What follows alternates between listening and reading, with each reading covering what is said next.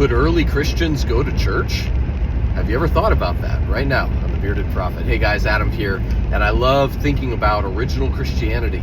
So many people don't understand that the movement Jesus founded about 2,000 years ago looked radically different than it does today, including what we call going to church.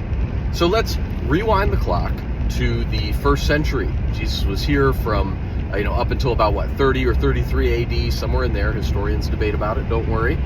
And then he ascended into heaven, he sent the Holy Spirit, and the church was birthed. And it took off like wildfire. Of course, it started in Jerusalem and it spread throughout the Roman Empire.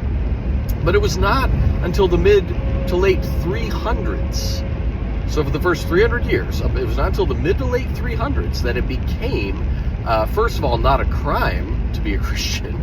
Or, it was persecutable, it was a crime.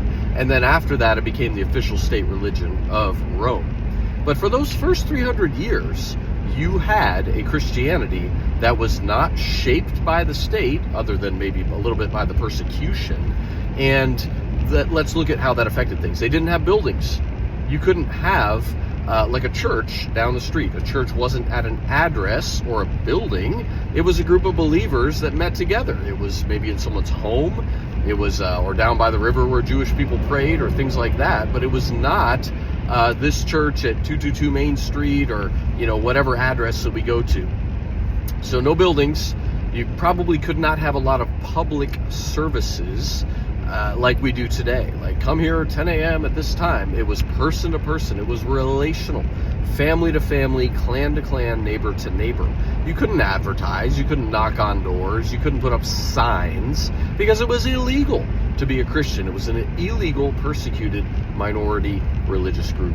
Fed to the lions, persecuted. Horrible things happened to Christians in the first century. So just think about that when what we say going to church, and that it's not what they experienced.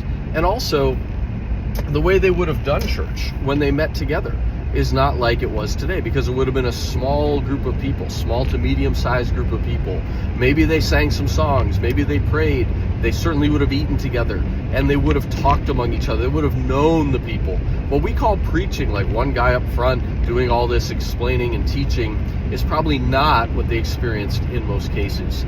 There may have been someone bringing up something like, I think this is true, or how we should live, but it would have been in a conversational, interactive way of doing things. So just think about that a little bit. Our modern model is way different, and I think God's bringing us back to what church was originally at its foundation.